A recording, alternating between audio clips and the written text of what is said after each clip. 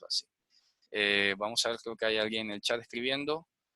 Dice, y no debe quedar sobrante de comida, y lo que quedaba tenía que ser quemado. ¿Okay? Si el Mesías es cordero, es malo seguir comiendo el cordero en Pesaj. Yo explicaba el otro día, no se debe degollar cordero con miras a verlo como un sacrificio. Una cosa es que comamos cordero en la cena, por eso terminamos hablando de la cena, la ciudad, ¿se acuerdan? La ciudad que estaba en el centro de la ceremonia, pero no se debe degollar animal con miras o considerándolo el sacrificio, porque eso sí sería una blasfemia. Una cosa es que alguien lleve, mira, aquí traje 10 libras de cordero, que vamos a comer cordero en la cena, pero no dentro del rito del pan con la hierba amarga. Son cosas distintísimas. No se pueden confundir en esa parte. La copa, la que no tomó Judas, fue efectivamente la copa de la redención, porque él alcanzó a comer el bocado y después se levantó y se fue. Y no alcanzó a beber la copa de la redención. Él bebió la copa del juicio, por eso el apóstol Pablo decía, come y bebe juicio para sí, porque es parte de lo que significa la segunda copa. ¿Ya? En la tercera copa se decía, la copa de la salvación levantaré y el nombre de Hashem invocaré.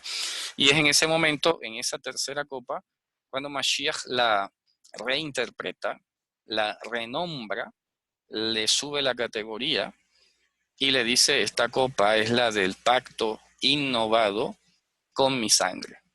Y por eso hemos hablado antes del concepto de pacto innovado, no de nuevo pacto o de pacto renovado, que sí, no voy a decir que no sean expresiones válidas, ¿no? Lo que pasa es que sobre todo la que puede representar un poco de mayor dificultad es la de nuevo pacto, porque cuando decimos nuevo pacto, da la sensación en castellano como que el otro es viejo y por lo tanto está obsoleto. Por eso algunos han preferido decir pacto renovado. Pero resulta que no es solamente una renovación del pacto. Porque, ¿qué implicaría? Vamos a analizar juntos qué implicaría, por ejemplo, decir, y repito, no es que está mal, pero tiene matices esto.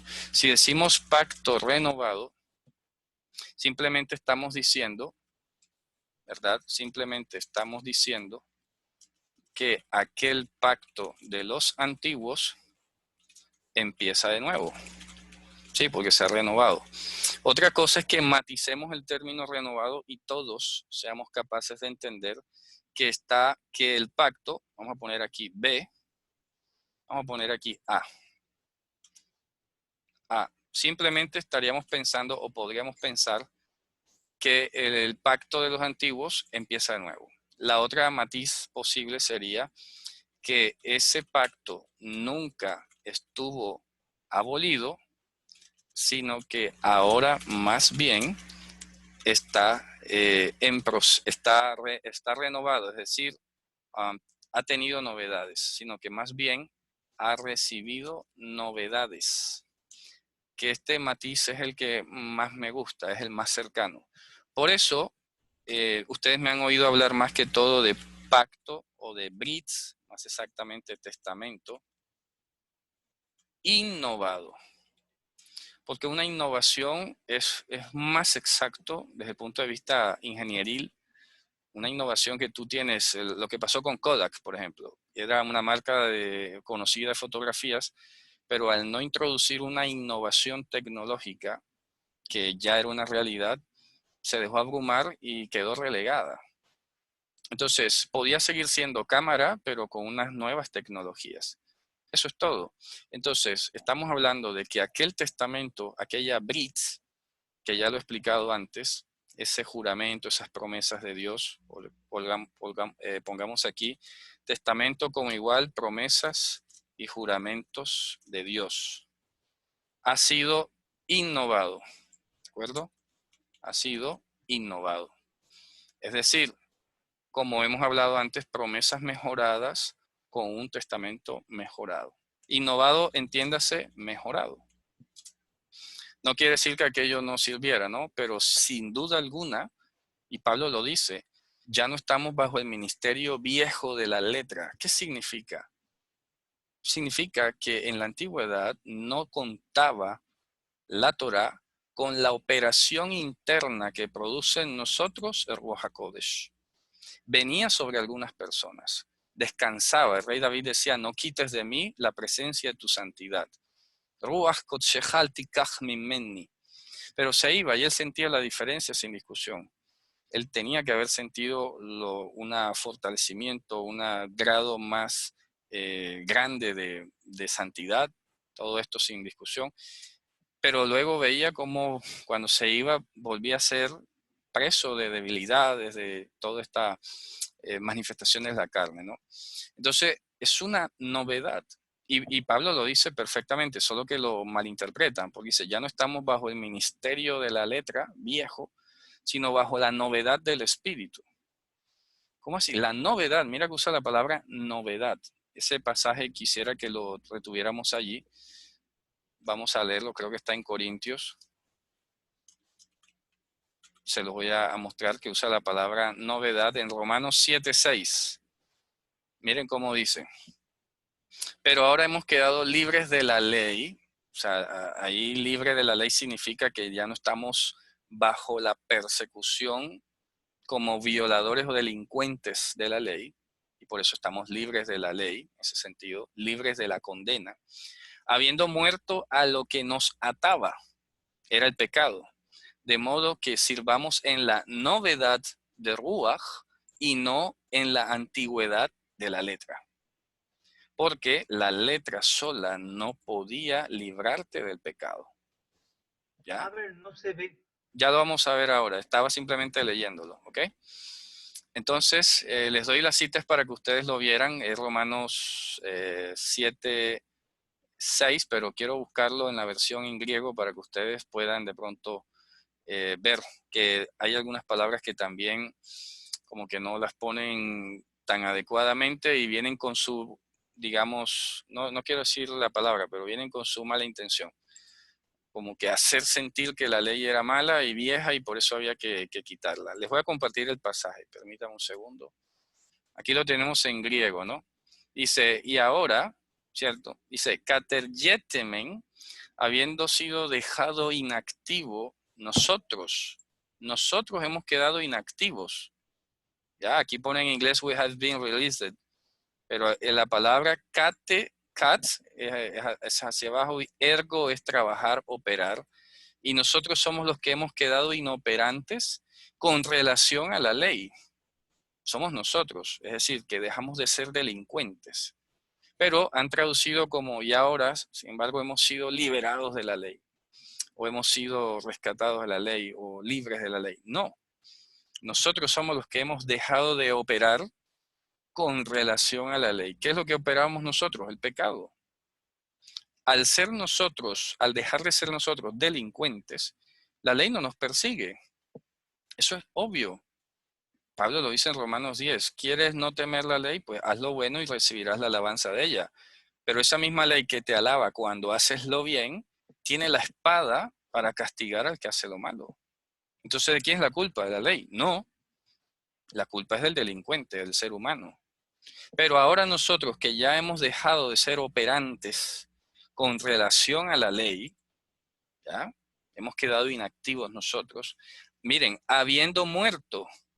¿Quiénes son los que mueren? La ley, ¿verdad? No, la ley no es la que muere. Nosotros, habiendo muerto en aquello que nos tenía atado. ¿Qué nos tenía atado? El pecado, no la ley. Lastimosamente, muchos cuando leen este pasaje, siempre, claro, vienen preconcebidos que la ley es la que tiene que desaparecer y no se dan cuenta que en esta alegoría de Romanos, el que viene atado a nosotros desde niños, desde que nacemos, es el pecado, no la ley. Ojalá fuera la ley, ojalá. Ojalá que todo el mundo naciera observando la Torá.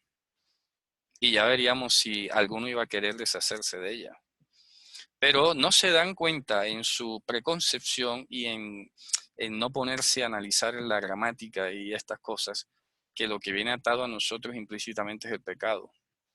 Así que repito, la ley alabará al que hace el bien y también tiene espada para el que hace lo malo. Nosotros somos los que hemos quedado inoperantes y mira que utiliza un excelente paralelismo. Hemos quedado inoperantes, es decir, hemos sido desatados ¿de acuerdo? Hemos muerto aquello a lo que nos tenía atado, hemos muerto a lo que nos tenía atado. Hoste dulimin dice, ¿para qué? Para que entonces sirvamos nosotros en la novedad, kenoteti, nefmaton, la novedad que representa o significa la presencia de Ruach HaKodesh en nosotros, cosa que los antiguos no tenían. Algunos personajes específicos elegidos de Dios eran los que, o fueron los que pudieron degustar temporalmente lo que era tener Ruach HaKodesh.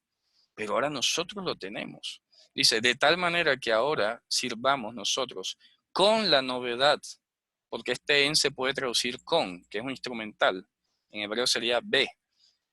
Entonces, esto en hebreo diría behidush ruach, o en arameo behidusha de ruja, y no, dice, y no sirvamos, ¿con qué?